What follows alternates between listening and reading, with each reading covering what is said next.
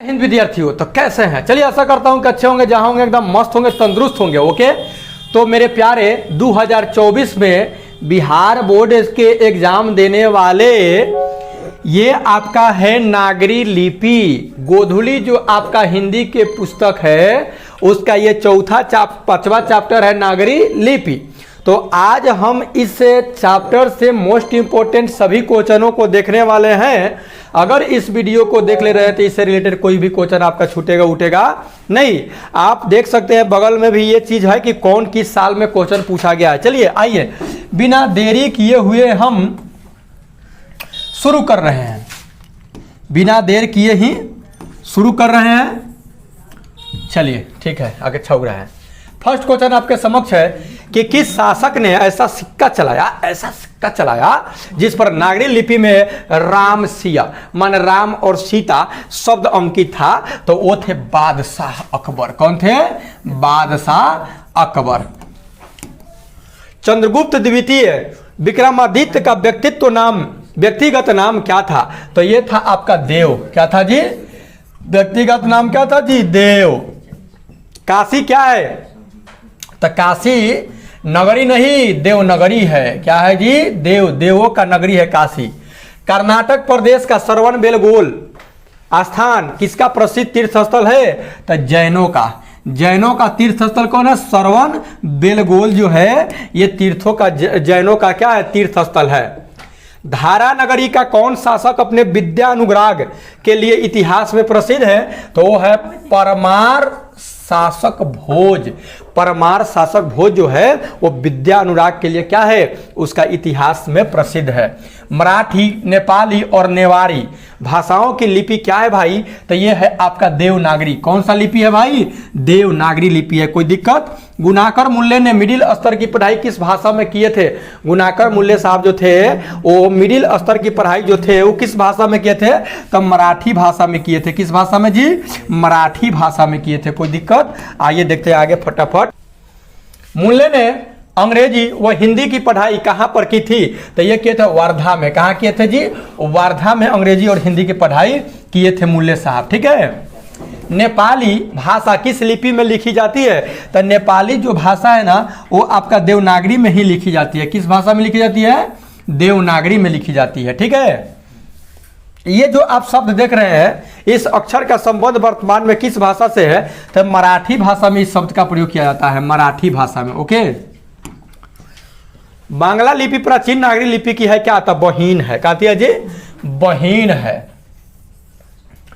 केरल के शासकों के द्वारा सिक्कों पर वीर कलश शब्द किस लिपि में लिखी गई है? तो ये नागर लिपि में लिखी गई है। वीर कलश जो है ये किस लिपि में लिखी गई है जी? नागर लिपि में।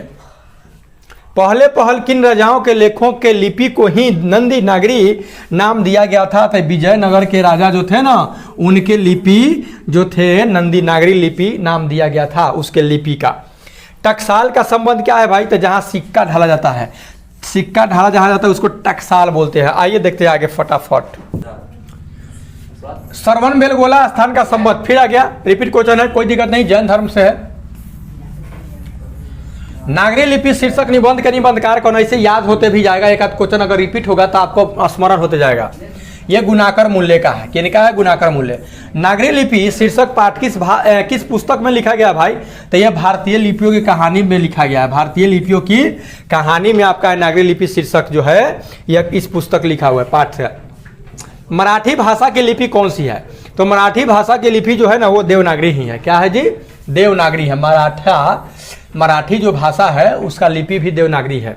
हिंदी तो देवनागरी है, सब जितना लिखा हुआ है सब देवनागरी में है। सिद्धम क्या है? तो सिद्धम एक प्रकार की लिपि है। सिद्धम क्या है जी? एक प्रकार की लिपि है। किसे देवनगरी की संज्ञा दी गई है? तो काशी को, जस्ट उसी को रिपीट कर दिया घुमा करके। काशी को क्या कहा गया है? देवनगरी। मालवा में नगर नागर लिपि का इस्तेमाल होता है, ऐसा किसने कहा? ऐसा कहा अलबरूनी। कौन कहा जी? अलबरूनी, जो एक इतिहासकार है। अमोघ वर्ष कौन था भाई? तो अमोघ वर्ष एक प्रख्यात राष्ट्रकूट राजा थे। राष्ट्रकूट राजा जो थे एक प्रख्यात कौन? अमोघ वर्ष।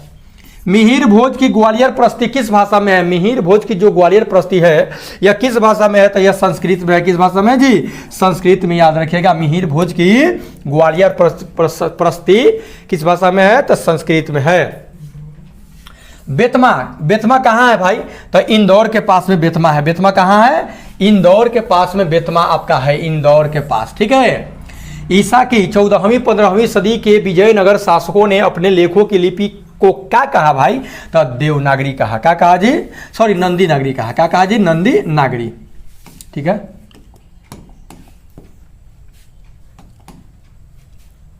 अबे हिंदी लिखी जाती है, सिंपल सी बात है। ये जो हिंदी लिखा हुआ है ये देवनागरी में लिखा हुआ है। किस में लिखा हुआ है जी? देवनागरी में लिखा हुआ है। दिख रहा है क्या? ये कलर दिख रहा है क्या? विजयनगर के राजाओं के लेखों की लिपि को क्या नाम दिया गया?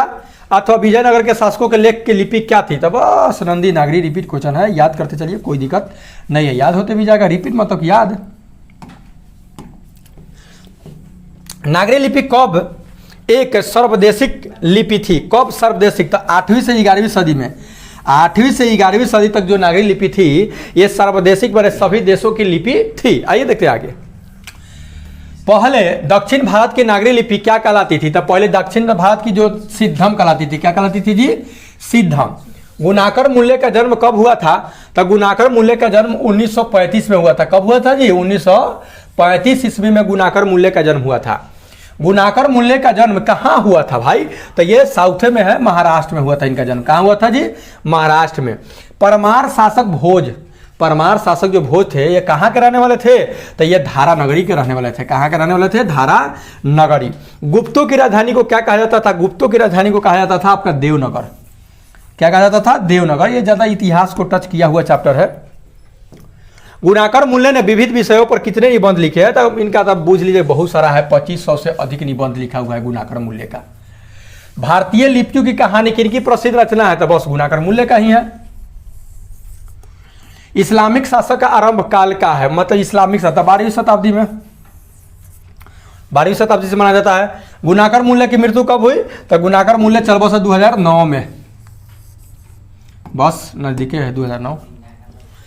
नागरी लिपि के आरंभिक लेख हमें कहां से मिले हैं? तो नागरी लिपि के जो आरंभिक लेख, शुरू में जो लेख मिला था, आरंभिक लेख मतलब शुरुआती लेख, वो दक्षिण भारत से मिला था। कहां से मिला था जी? दक्षिण भारत से।